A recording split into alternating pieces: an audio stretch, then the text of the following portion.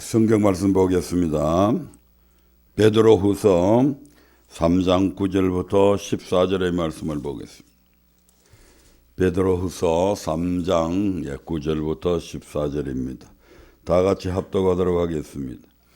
주의 약속은 어떤 이에 더디다고 생각하는 것 같이 더딘 것이 아니라 오직 너희를 대하여 오래 참으사 아무도 멸망치 않고 다 회개하기에 이르기를 원하시느니라.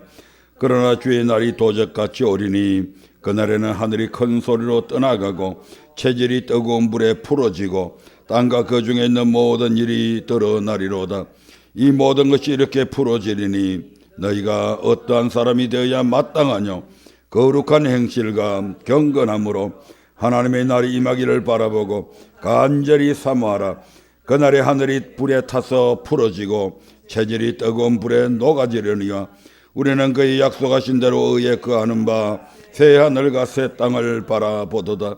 그러므로 사랑하는 자들아, 너희가 이것을 바라보나니 주 앞에서 점도 없고 흠도 없이 평강 가운데서 나타나기를 힘쓰라. 아멘. 오늘 우리가 읽은 본문의 말씀을 통해서 점도 없고 흠도 없이 평강 가운데서 나타나기를 힘쓰라 라는 제목으로 두 번째 시간을 맞아 은혜 받기를 원합니다. 점도 없고 흠도 없이 지난번 시간에 그러면 이러한 점과 흠이 무엇이냐라는 데 대해서 촉극에 초점을 맞춰서 말씀을 전해드렸습니다. 그래서 그 점과 흠이라고 하는 것이 바로 베드로후서 2장 1절부터 4절에 나오는 말씀처럼 바로 호색하는 것이다. 아멘. 호색하게 되면 진리의 도가 해방을 받아서 우리가 하나님의 말씀을 바로 알지 못하게 된다 이 말입니다. 하나님의 말씀을 바로 알지 못하면 하나님의 말씀대로 살아갈 수가 없고, 그렇게 되면 우리가 주님 앞에 바로 설 수가 힘들다 이 말이죠.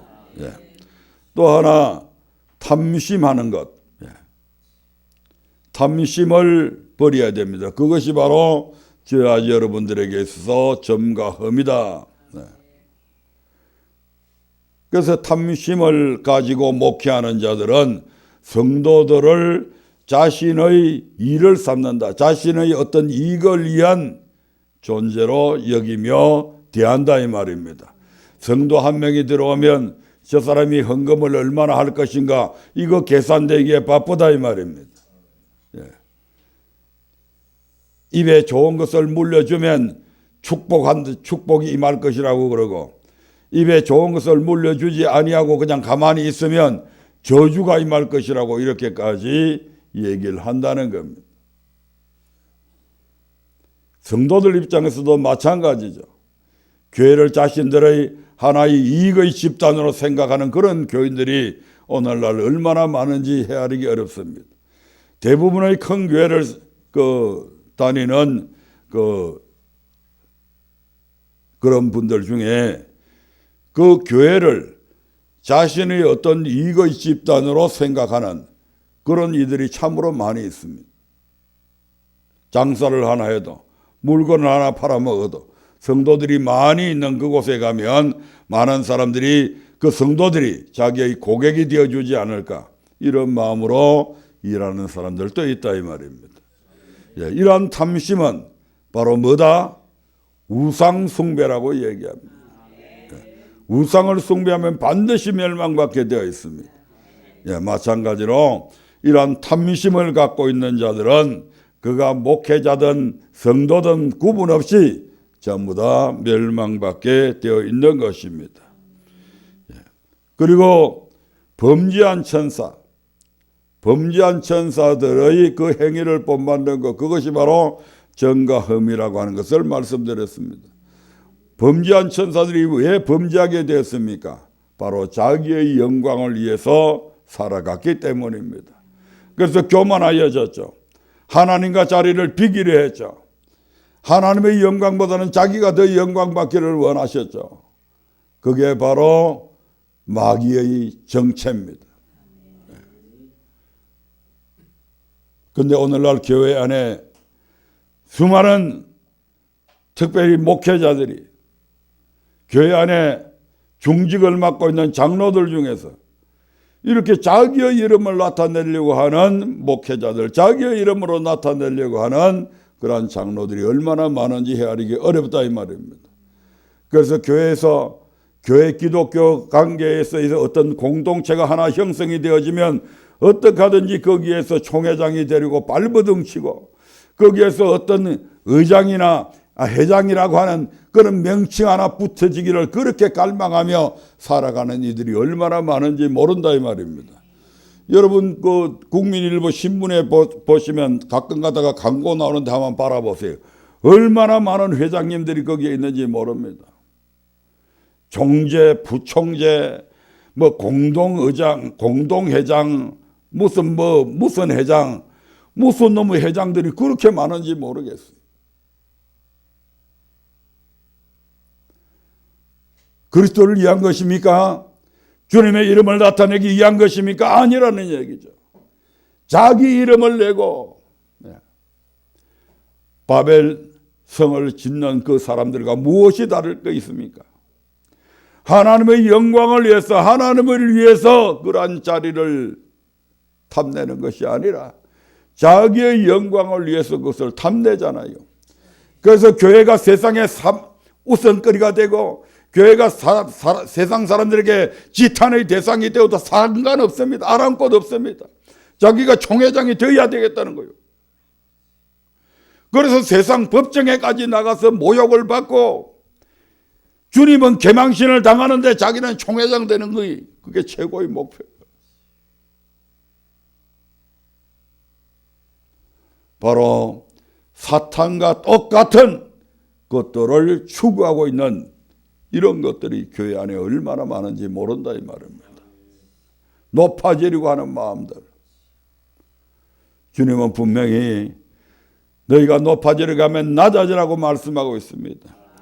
섬김받기 전에 섬기라고 먼저 말씀하고 있는 것입니다. 이러한 것들이 오늘 저와 여러분들에게서 점과 흠이고 이러한 점과 흠을 갖고 있으면 결단코 주님 앞에 평강 가운데서 나타나기가 힘든 것입니다. 오늘 두 번째로 저와 여러분들이 이 부활절을 맞아서 주님 앞에 설 수 있기 위해서는 어떤 모습으로 서야 되는가?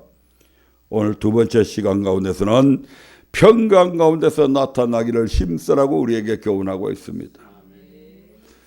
점도 없이 흠도 없이 나타나기도 힘써야 되겠지만 우리 주님 앞에 평강 가운데서 나타나기를 힘쓰라, 이렇게 오늘 성경은 우리에게 교훈하고 있습니다.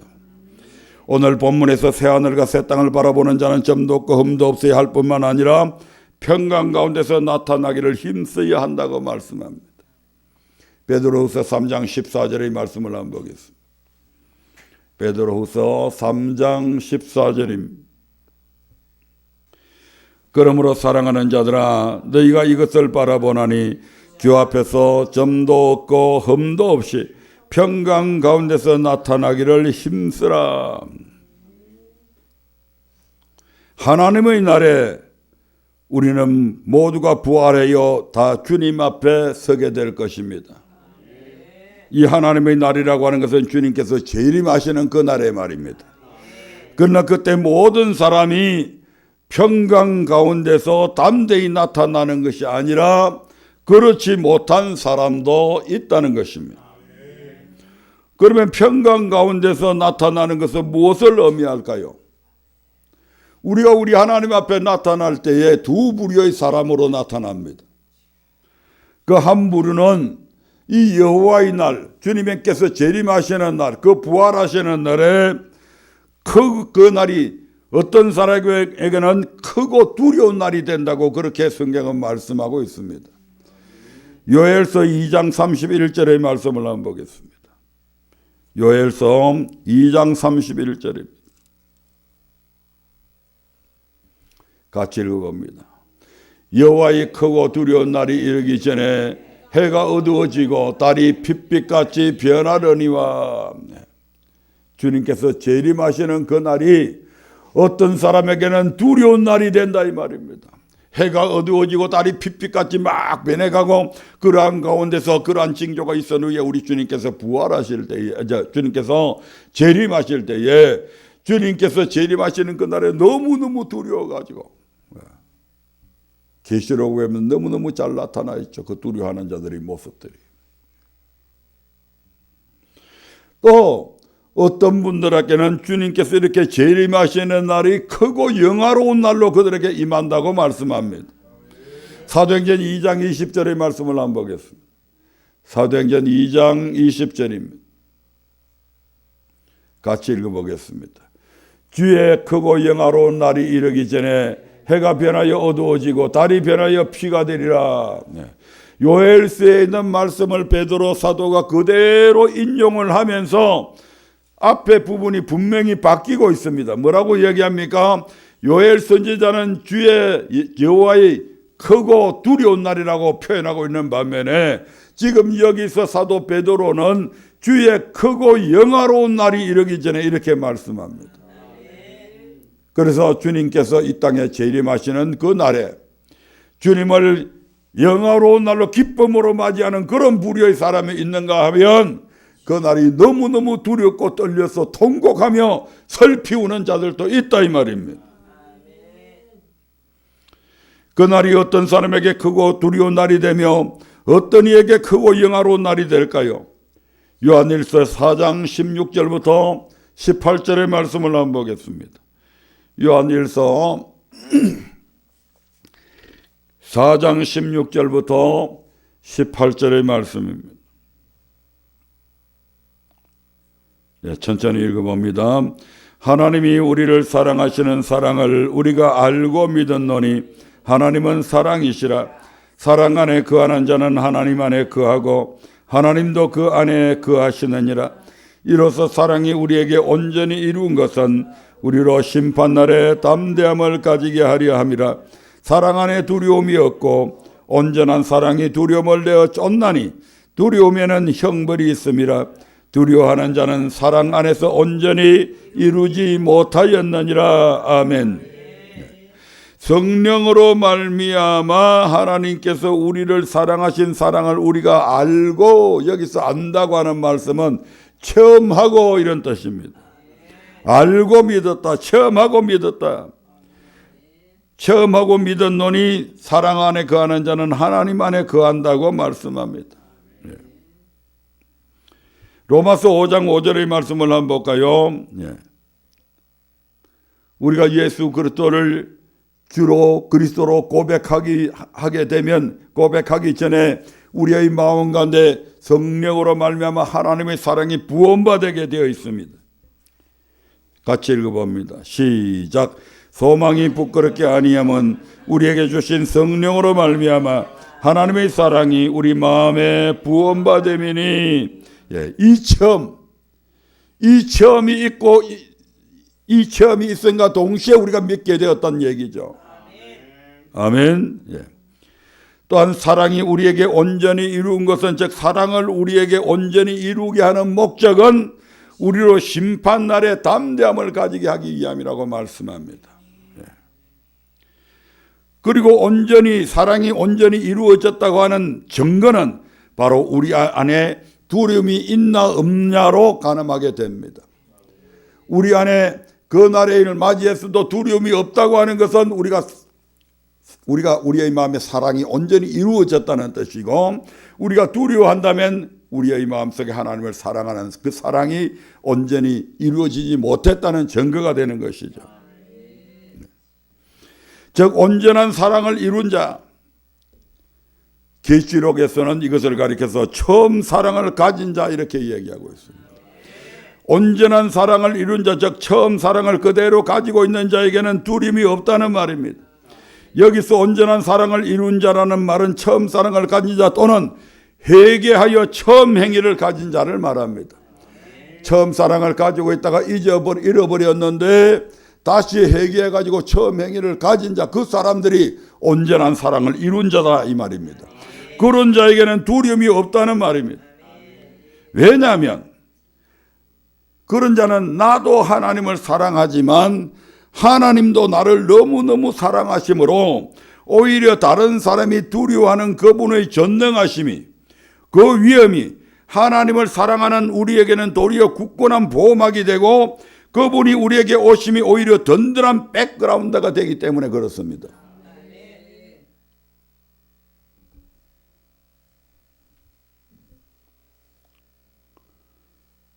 그러므로 두려움 대신에 그분이 우리에게 임하시는 것은 오히려 우리로 하여금 더욱 담대하게 하고 기쁨이 되고 평안이 될 수밖에 없는 것입니다. 예를 들면 지금 아군하고 북한하고 남한하고 치열한 전투를 하는데 미군의 비행기가 스텔스기가 막 떠서 온다는 소식이 지금 전해집니다. 그러면 그 미군 편에 있는 미국과 동맹을 맺고 있는 대한민국의 군인들은 전쟁터에 치열한 전투를 벌이고 있는 그 군인들에게서는 그 미국이 온다는 것이 반가운 소식이 될까요? 두려움이 될까요? 반가운 소식이 되잖아요. 야, 이제 미국이 오기 때문에 우리는 승리하겠구나. 미국이 오기 때문에 우리가 이기겠구나. 그런데 대신에 북한에게 있어서는 엄청난 두려움이 되는 것이죠. 또 그와 마찬가지다 이 말입니다. 우리 주님께서 마지막 날에 이 땅에 오시는데 오실 때 우리 주님이 뭐하러 오셔요? 알곡과 쭉저기를 고르기 위해서 오시잖아요. 심판하시기 위해서 오시잖아요. 그 심판하시기 오신데 거기에 하나님을 사랑하는 자들은 그 심판에서 지옥에 가는 심판이 아니고 생명의 부활로 나타나기 위해서 오시는 거잖아요. 그러니까 그 예수님을 맞이하는 이 사랑하는 사람들에게는 주님이 이 땅에 오시는 것이 너무너무 기뻐가지고 마라나타 주 예수여 어서 오시옵소서 이런 기쁨의 외침이 되는데, 반대로 주님을 사랑하지 아니하고 주님을 대적했던 모든 사람들은 주님께서 이 땅에 심판으로 오신다고 하는 것이 이제 영원한 지옥으로 보내는 길이잖아요. 그러니까 주님의 오시는 그들에게는 공포의 대상이 되는 거예요. 그 말입니다. 쉽게 말해 사랑하는 자는 심판날에 평강 가운데서 담대하게 하나님 앞에 설 수 있지만 사랑하지 않는 자는 평강 가운데서 담대히 설 수 없고 오히려 두려워한다는 것입니다. 그러므로 하나님의 날을 간절히 사모하며 새하늘과 새 땅을 바라보는 우리는 그날 평강 가운데서 나타나기 위해 사랑하는 삶을 살아야 합니다. 이것을 좀 더 구체적으로 주는 말씀이 요한계시록 2장에 기록된 에베소 교회 사자에게 편지한 내용입니다. 방금 그 일부는 떨었지만 다시 계시록 2장 1절부터 3절의 말씀을 통해서 에베소 교회의 모습이 어땠는가를 한번 살펴보도록 하겠습니다. 에베소 2장 1절부터 시작. 에베소 교회 사자에게 편지하기를 오른손에 7벼를 붙잡고 7금 촛대 사이에 다니시는 이가 가라사대 내가 내 행위와 수고와 네 인내를 알고 또 약한 자들을 용납지 아니한 것과 자칭 사도라 하되 아닌 자들을 시험하여 그 거짓된 것을 내가 드러낸 것과 또 내가 참고 내 이름을 위하여 견디고 게으르지 아니한 것을 아노라. 에베소 교회의 성도들의 모습은 어떠하다고 합니까? 내 행위와 수고와 내 인내를 알고, 타락한 세상 속에서 그 행위가 깨끗했다는 것입니다. 그것도 한두 번이 아니라 인내하며 깨끗함을 지켜왔다는 것입니다. 에베소 교회 성도들의 모습이 이렇습니다. 그 다음에 악한 자를 용납하지 아니한 것과 악한 자를 용납하지 않았다는 것은 스스로도 악을 행하지 않았음을 의미합니다. 내가 악을 행하면서 악한 자를 용납하지 않을 수는 없잖아요. 그러니까 악한 자를 용납하지 않았다고 하는 것은 나는 악한 일을 안 했다 이 말입니다. 그 다음에 자칭 사도라 하되 아닌 자들을 시험하여 그 거짓된 것을 네가 드러낸 것과 누가 말씀을 전하면 정말 저 말씀이 성경적으로 그러한지 아닌지 분별해서 그 거짓된 것을 드러낼 정도로 성경에 능통했다는 것입니다. 이뿐만이 아닙니다. 내가 참고 내 이름을 위하여 견디고 게으르지 아니한 것을 아노라.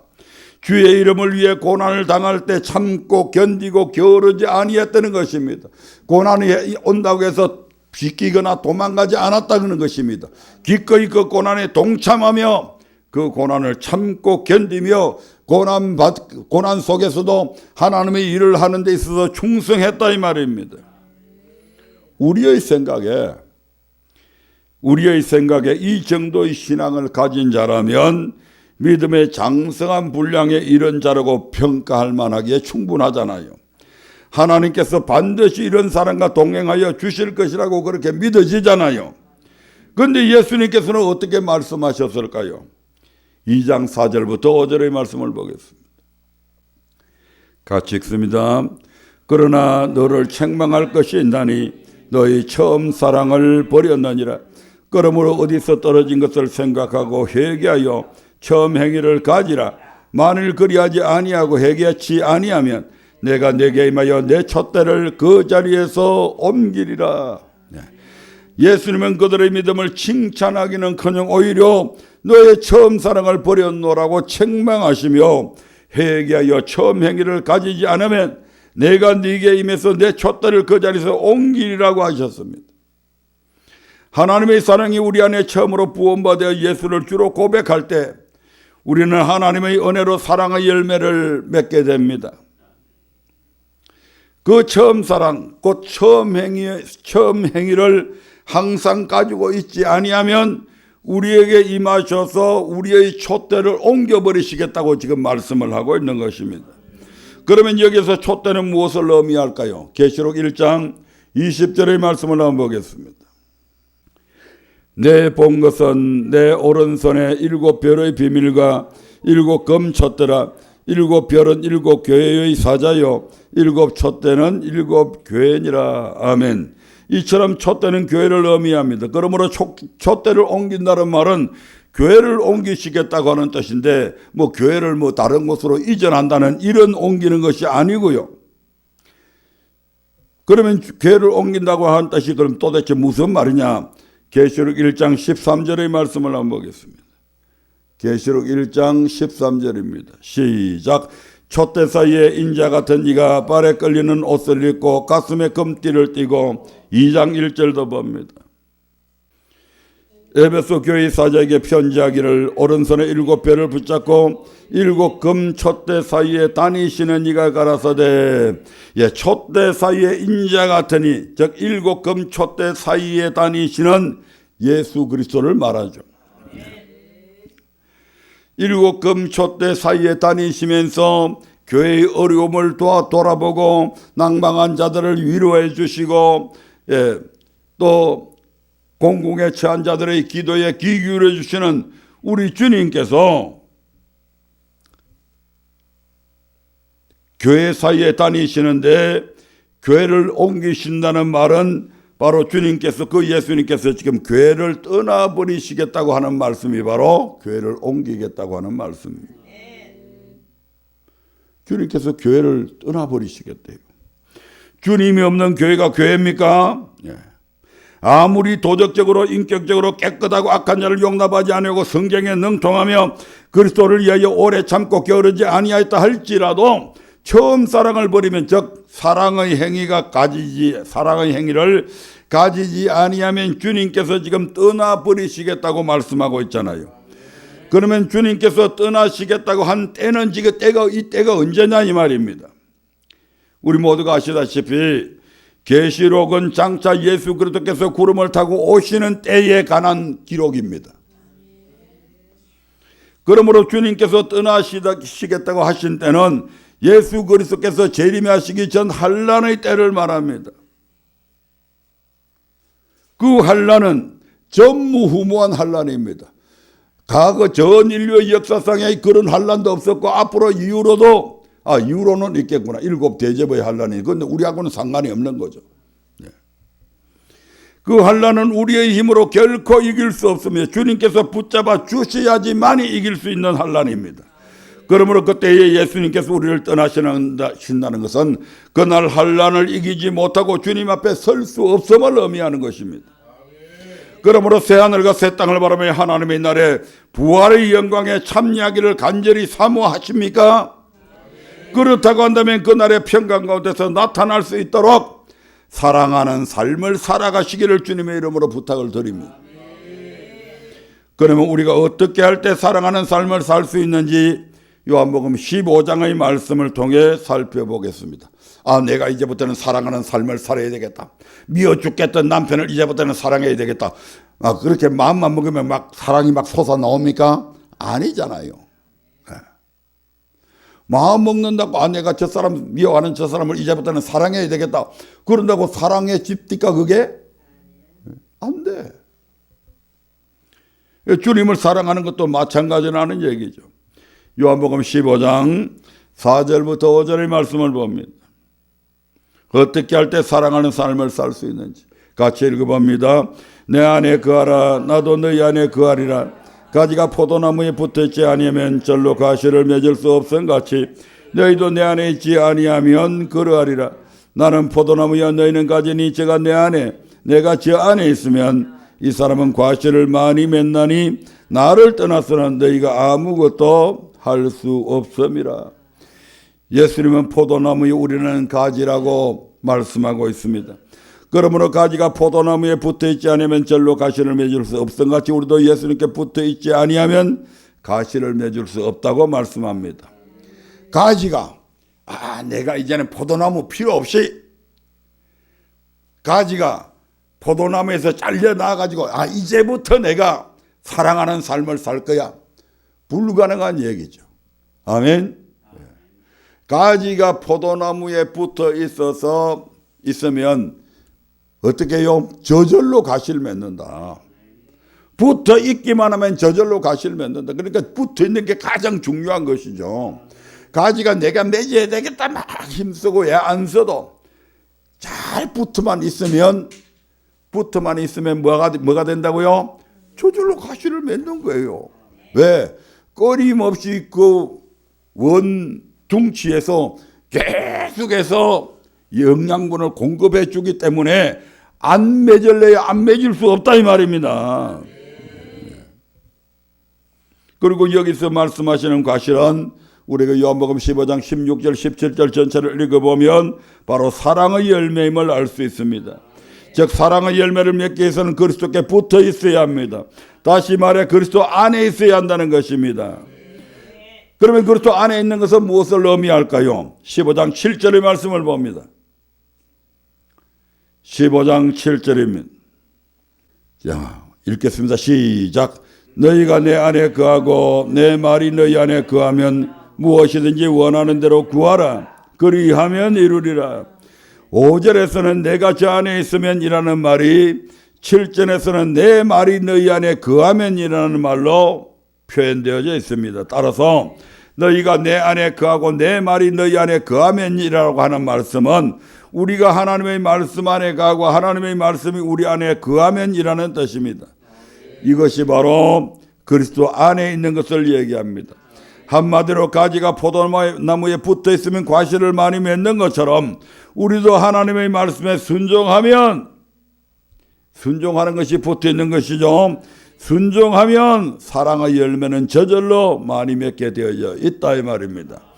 이것을 그대로 보여주는 말씀이 신명기 30장입니다.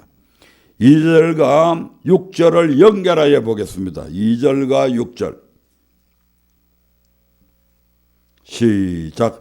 너와 내 자손이 내 하나님 여호와께로 돌아와 내가 오늘날 내게 명한 것을 온전히 따라서 마음을 다하고 성품을 다하여 여호와의 말씀을 순종하면 6절 시작. 내 하나님 여호와께서 내 마음과 내 자손의 마음에 할례를 베푸사 너로 마음을 다하며 성품을 다하여 내 하나님 여호와를 사랑하게 하사 너로 생명을 얻게 하실 것이며 아멘. 2절에서 마음을 다하고 성품을 다하여 여호와의 말씀에 순종하면 6절에서 너로 마음을 다하며 성품을 다하여 내 하나님 여호와를 사랑하게 해주겠다. 네. 우리가 하나님께로 돌아와서 여호와의 말씀에 순종하면 하나님께서 우리의 마음에 할례를 베푸셔서 할례를 베푸 세상과 끊게 만들었어 이 말입니다. 하나님을 사랑하게 해주겠다. 이전에 세상을 사랑하던 그 모든 사랑하는 마음을 끊어서 하나님께로 그 마음을 돌이키게 해주겠다. 결론적으로 주께서 강림하시는 날에 평강 가운데서 나타나기 위해서 우리는 하나님의 말씀에 순종하는 삶을 살아야 합니다. 그것이 바로 하나님을 사랑하는 삶인 것입니다. 그렇다면 우리가 순종해야 하는 하나님의 말씀은 무엇일까요? 물론 전체를 다 순종해야 되지만 특별히 신명기 27장 9절부터 10절에서는 이렇게 말씀을 합니다. 신명기 27장 9절부터 10절입니다. 모세가 레위 제사장들로 더불어 온 이스라엘에게 구하여 가로되 이스라엘아 잠잠히 들으라.